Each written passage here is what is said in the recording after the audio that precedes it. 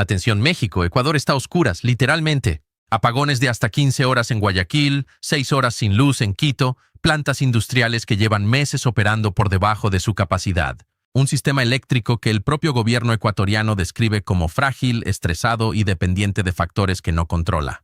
Y en medio de esa oscuridad, Daniel Noboa está buscando desesperadamente ayuda de todos lados de Trump, que tiene otras prioridades, de Colombia, que le cortó el suministro eléctrico por sus propias decisiones, y según lo que está trascendiendo de México, del mismo México al que Noa humilló invadiendo su embajada, del mismo México que lleva más de un año aplicando restricciones que tienen consecuencias reales en la economía ecuatoriana, de Claudia Sheinbaum.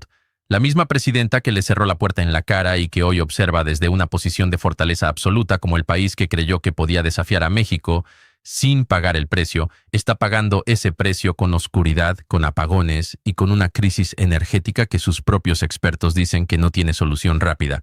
Pero agárrense porque lo que les voy a contar en los próximos minutos no es solo la historia del colapso energético de Ecuador, es la historia de cómo una jugada maestra de Sheinbaum, que muchos en su momento malinterpretaron como señal de debilidad, resultó ser exactamente lo contrario. Esto apenas empieza. Antes de entrar al análisis completo, necesito aclarar algo que algunos de ustedes han mencionado en comentarios de los últimos videos. Hubo un momento donde este canal reportó conversaciones diplomáticas, secretas, acercamientos a través de Suiza, señales de que México estaba evaluando reabrir el diálogo con Ecuador, y algunos interpretaron eso como una señal de que Sheinbaum estaba cediendo, que la presión de la reapertura comercial significaba que México había bajado la guardia, que el precio de las sanciones para la economía ecuatoriana no era suficiente para mantener la postura. Hoy queda claro que esa lectura estaba equivocada. Lo que ocurrió en esas semanas no fue una señal de debilidad. Fue la última etapa de una estrategia que Sheinbaum ejecutó con una paciencia y una precisión que solo se puede apreciar completamente cuando se ve el cuadro completo.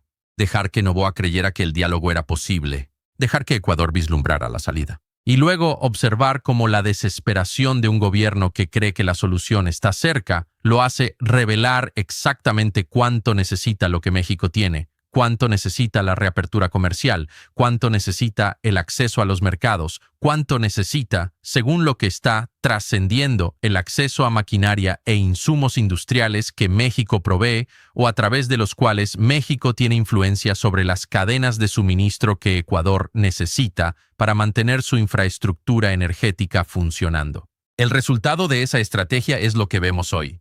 Ecuador en emergencia energética, Noboa buscando el teléfono de todo el mundo y Sheinbaum observando desde la posición de quien sabía exactamente a dónde iba a llegar esto. Miren, para entender la magnitud de la crisis energética que Ecuador está viviendo, hay que ir a los datos, porque los datos cuentan la historia mejor que cualquier narrativa, y los datos son devastadores para cualquier pretensión de que el gobierno de Noboa tiene la situación bajo control.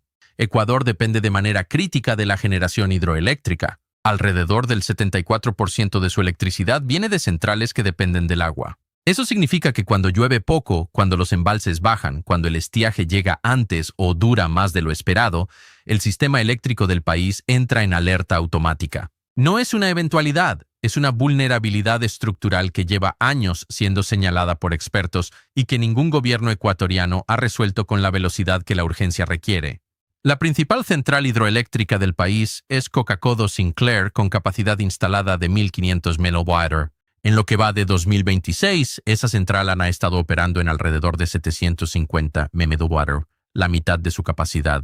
El complejo Pauta Integral, que incluye las centrales Mazar, Molino y Sopladora, aporta alrededor del 40% de la demanda eléctrica total del país. Cuando ese complejo opera por debajo de su capacidad por falta de agua, el sistema nacional entra en déficit que no puede cubrirse con las fuentes alternativas disponibles. El déficit proyectado para 2026 era de 1.439 MW, un 49% mayor al déficit de 2025. Eso no es una cifra técnica abstracta, es la diferencia entre lo que el sistema puede producir y lo que los ecuatorianos y las empresas del país necesitan para funcionar con normalidad.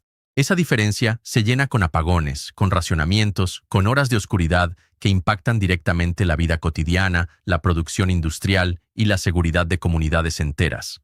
siguen ahí porque lo que viene es donde la crisis se conecta directamente con las decisiones de Nova y con lo que México tiene que ver con todo esto, porque la crisis energética de Ecuador no tiene solo causas climáticas y estructurales, tiene también causas que se llaman decisiones políticas equivocadas, y esas decisiones las tomó Noboa. Colombia era el salvavidas energético de Ecuador. Durante décadas, cuando el sistema eléctrico ecuatoriano no podía cubrir la demanda, Colombia aportaba electricidad importada que llegaba a representar el 9% de la oferta nacional. No es un porcentaje menor, es la diferencia entre apagones y luz, entre la estabilidad y la crisis. En enero de 2026, Colombia cortó ese suministro. No porque hubiera una catástrofe natural, no porque Colombia tuviera sus propios problemas energéticos insuperables, sino porque Noboa tomó una decisión que generó una escalada de tensiones con Bogotá. Impuso una tasa de seguridad a las importaciones colombianas. Colombia respondió elevando aranceles mutuos al 50%.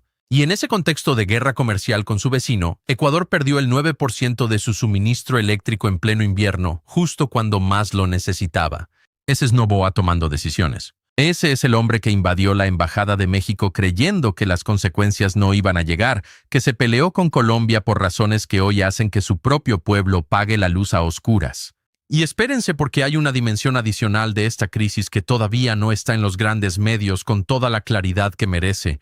Según lo que está trascendiendo en círculos cercanos al análisis de la relación bilateral México-Ecuador, parte de la vulnerabilidad del sistema eléctrico ecuatoriano tiene que ver con cadenas de suministro de componentes y maquinaria industrial para el mantenimiento de su infraestructura energética que pasaban históricamente por México o que dependían de proveedores que operan a través de redes comerciales donde México tiene influencia. Las restricciones comerciales que México aplicó tras la ruptura diplomática, en ese contexto, habrían afectado el acceso ecuatoriano a ciertos insumos y repuestos que sus plantas térmicas y sus sistemas de generación necesitan para operar al máximo de su capacidad.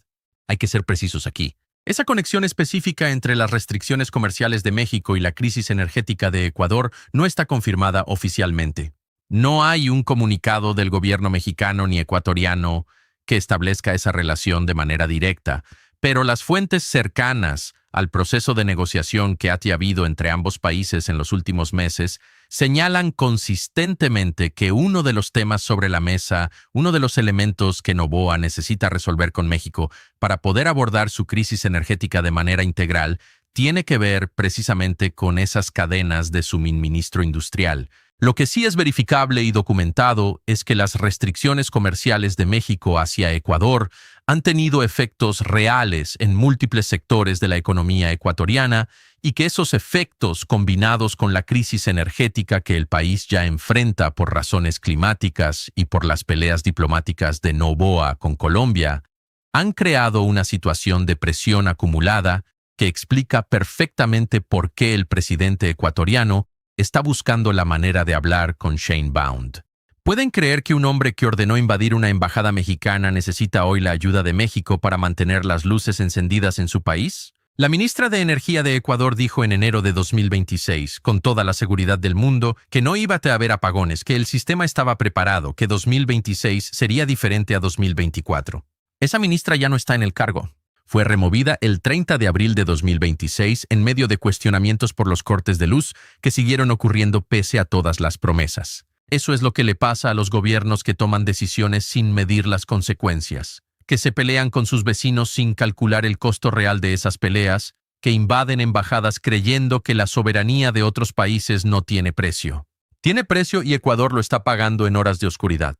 Ahora hay que hablar de Trump porque Noboa no está buscando solo a México, está buscando a todo el mundo y una de las puertas a las que llamó fue la de Washington. La lógica de Noboa era relativamente simple. Si Trump está aplicando su propia guerra comercial con múltiples países y Ecuador tiene una postura alineada con Washington en varios temas, quizás la administración estadounidense pueda ser el proveedor de maquinaria y apoyo energético que Ecuador necesita a precios accesibles. Ese cálculo chocó con una realidad muy concreta. Trump tiene otras prioridades. La renegociación del TEMEC con México domina la agenda comercial de Washington. En América Latina, México es el principal socio exportador de Estados Unidos, superando a cualquier otra nación. La relación económica entre ambos países es de una magnitud que hace que Ecuador, con todo el respeto que merece como nación, sea un actor completamente secundario en los cálculos de conveniencia de la administración Trump. Cuando Noboa buscó a Washington, encontró lo que cualquier analista que conoce la geopolítica comercial habría podido predecirle: simpatía verbal y poco sustento concreto. Trump tiene sus propias batallas, sus propias prioridades, y Ecuador no está entre ellas de la manera que Noboa necesitaba que estuviera. Por eso es tan importante entender la posición en que Sheinbaum tiene hoy a Noboa, porque el ecuatoriano se quedó sin Colombia, sin el suministro eléctrico que ese país le daba, sin la maquinaria y los insumos que las cadenas de suministro conectadas con México le proveían, sin el apoyo concreto que esperaba de Washington y con un sistema eléctrico que sus propios expertos dicen que va a seguir estresado por lo menos hasta 2028 si no se hacen las inversiones estructurales que deberían haberse hecho hace años. En ese contexto, la única puerta que puede abrirle salidas reales a múltiples frentes simultáneos es la de México. Y México esa puerta la tiene cerrada mientras Noboa siga siendo presidente. Eso es exactamente lo que Sheinbaum dijo desde el principio, sin matices, sin ambigüedades, sin dejar puertas entreabiertas que pudieran ser interpretadas como señales de flexibilidad que no existían. La postura fue siempre la misma. Y hoy, con Ecuador en emergencia energética, con Noboa buscando ayuda por todos lados sin encontrar la que necesita, esa postura resulta ser no solo principista, sino estratégicamente brillante. Así se ve el resultado de una estrategia ejecutada con paciencia y con visión. Así opera México cuando tiene un gobierno que sabe exactamente lo que hace. ¿Hay algo más que vale la pena analizar sobre la dimensión política interna de lo que está viviendo Ecuador? Porque la crisis energética no es solo un problema técnico, es una crisis de credibilidad política para Noboa que tiene consecuencias que van más allá del sector eléctrico. Los ecuatorianos recuerdan 2024, los apagones de hasta 14 horas que sacudieron al país, el impacto en la industria, en el comercio, en la vida cotidiana de millones de familias. La promesa de que 2025 iba a ser diferente, que se iba a resolver la crisis. 2025 fue diferente porque llovió. Eso fue el factor decisivo, ¿no? Las políticas del gobierno. Y ahora en 2026, con el sistema eléctrico todavía frágil, con Colombia sin proveer electricidad, con los embalses bajo presión y con los apagones volviendo a hacerse presentes, los ecuatorianos están sacando sus propias conclusiones sobre qué tan efectivo ha sido su gobierno en resolver una vulnerabilidad estructural que lleva años siendo el talón de Aquiles de la economía ecuatoriana. Esa realidad política interna de Ecuador es parte del contexto en el que Noboa está buscando desesperadamente soluciones que pueda presentar como victorias. Una reapertura con México sería, en ese contexto, exactamente el tipo de noticia que su gobierno necesita para cambiar el ciclo de cobertura negativa que los apagones están generando. Una negociación exitosa con Sheinbaum le permitiría decir que resolvió las relaciones con el vecino del norte, que reactivó el comercio, que garantizó las cadenas de suministro que el sistema eléctrico necesita. Sheinbaum lo sabe y le va a dar ese regalo, porque dar ese regalo implicaría negociar con Noboa en las condiciones que Noboa necesita que se negocie, implicaría normalizar lo que ocurrió el 5 de abril de 2024 sin las garantías suficientes de que no va a volver a ocurrir. Implicaría subordinar los principios de soberanía diplomática que México defendió durante más de un año a la conveniencia política de corto plazo de un mandatario ecuatoriano que tomó las decisiones que produjeron esta situación. Eso no es el estilo de Sheinbaum, nunca lo ha sido en este caso. Y el hecho de que Ecuador esté hoy en emergencia energética buscando desesperadamente la ayuda que México puede darle es la demostración más clara de que la postura que muchos criticaron como intransigente estaba construyendo exactamente la correlación de fuerzas que le permite a México negociar desde una posición de fortaleza absoluta cuando el momento correcto llegue. Ese momento no es hoy. No mientras Noboa siga siendo presidente, no mientras el reconocimiento formal de la violación de soberanía no esté sobre la mesa con toda su claridad, no mientras Jorge Glass siga en condiciones de detención que los organismos internacionales documentan como contrarias a los estándares de derechos humanos mínimos. Pero cuando ese momento llegue, cuando las condiciones que México estableció desde el principio se cumplan, México va a estar negociando con toda la fuerza de quien aguantó, quien no cedió y quien tiene exactamente lo que el otro lado necesita con desesperación. Hay una ironía en todo esto que vale la pena decir con todas sus letras. Ecuador fue el país que le impuso aranceles del 27% a las importaciones mexicanas como represalia por las sanciones que México aplicó. Esa medida que Noboa presentó como un golpe contundente a la economía mexicana. Lo único que logró fue encarecer medicinas, vehículos y electrodomésticos para los propios ecuatorianos. Las importaciones desde Ecuador representan menos del 0.55% del comercio total de México. Las importaciones desde México que Ecuador grabó son cosas que los ecuatorianos necesitan para vivir con dignidad. Y hoy, con la crisis energética encima, con las cadenas de suministro industrial afectadas, con Colombia sin proveer electricidad, Noboa está buscando exactamente al país al que intentó golpear con esos aranceles, la economía número 12 del mundo, el segundo socio comercial de la Unión Europea en América Latina, el país que tiene el TIMEC, los 450.000 millones de Qatar, los acuerdos con Europa y la credibilidad internacional que Ecuador perdió con una sola decisión equivocada. ¿Pueden creer que alguien invadió la embajada de ese país creyendo que iba a salir ganando? Lo que está pasando en Ecuador hoy es una demostración de algo que debería ser obvio, pero que los gobiernos que actúan por impulso y por berrinche político rara vez calculan correctamente. Las consecuencias de los errores de política exterior no llegan inmediatamente, llegan gradualmente por acumulación, cuando las múltiples líneas de daño que una mala decisión genera convergen al mismo tiempo. Y cuando llegan todas juntas, como está pasando en Ecuador ahora, el cuadro es devastador. La crisis energética, la ruptura con Colombia, las restricciones comerciales de México, el aislamiento relativo en el que las decisiones de Noboa han colocado a Ecuador. Todo eso llegó junto. Todo eso tiene las huellas de las mismas decisiones equivocadas y todo eso tiene la misma solución que Noboa está buscando sin poder encontrar, porque la solución pasa por México y México tiene sus condiciones. Shin Boom no necesita hacer nada extraordinario en este momento. Solo necesita seguir haciendo lo que ha hecho desde el principio, mantener la postura, observar y esperar a que las condiciones correctas se presenten. Cada apagón en Guayaquil, cada hora de oscuridad en Quito, cada declaración desesperada de funcionarios ecuatorianos buscando soluciones que no llegan, es un argumento más para que cuando Ecuador finalmente se siente a negociar en los términos que México estableció, lo haga con la seriedad y el reconocimiento que la situación requiere. Eso es gobernar con visión de largo plazo. Eso es entender que la soberanía no se defiende solo en el momento de la crisis. Se defiende también en los meses siguientes, cuando la tentación de normalizar lo anormal y de aceptar soluciones incompletas es más grande. Sheinbaum resistió esa tentación y Ecuador está pagando el precio de haberla desafiado. Antes de cerrar, algo directo para los que llegaron hasta aquí.